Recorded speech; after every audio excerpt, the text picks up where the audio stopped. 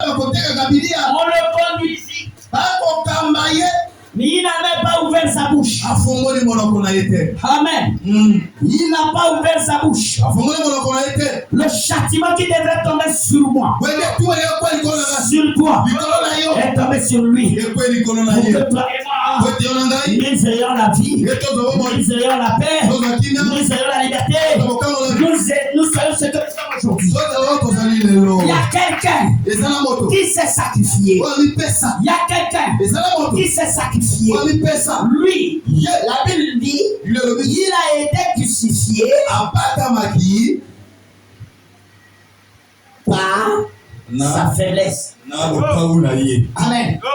Je veux te dire, pendant que tu te vois que tu es faible, c'est donc que tu es fort. Que j'entends les gars dire la même des fois. Mais Jésus avait une mission déterminée. Il avait tout ce pouvoir. Mais comme sa mission première, prédestiné, c'était d'aller libérer et sauver l'homme. Parce que Jésus-Christ, c'est le sauveur. C'est ce que ça veut dire. Jésus-Christ, le sauveur. Et quand vous prenez, je crois qu'ici même, j'ai défini Jésus-Christ. La lettre J, je suis,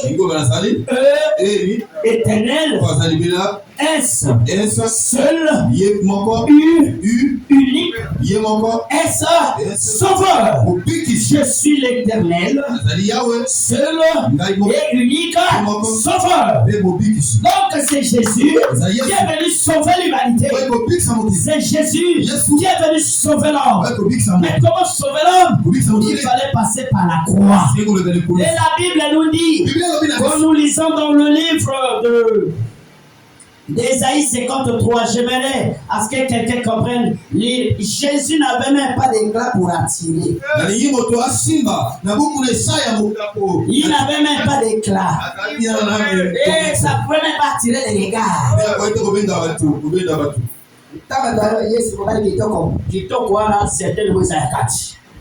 Parce que la beauté, il y a la beauté extérieure et la beauté intérieure. Or, la beauté extérieure, elle est éphémère, elle est passagère.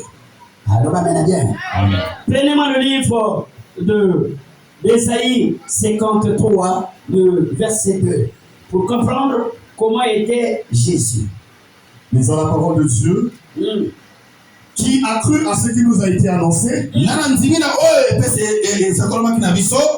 reconnu le bras de l'Éternel, il s'est levé devant lui comme une faible plante,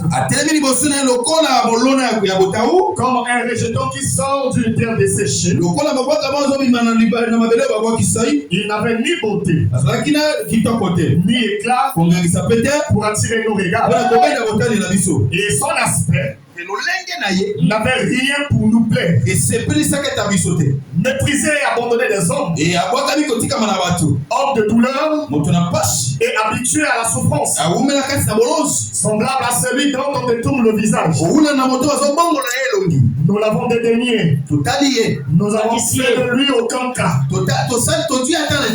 Cependant, ce sont de nos souffrances qu'il a portées.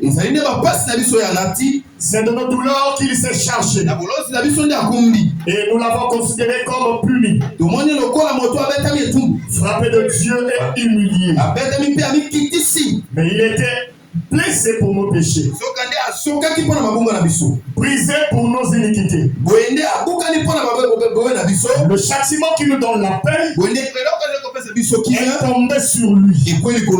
Et c'est par ses meurtrissures que nous sommes guéris. Amen.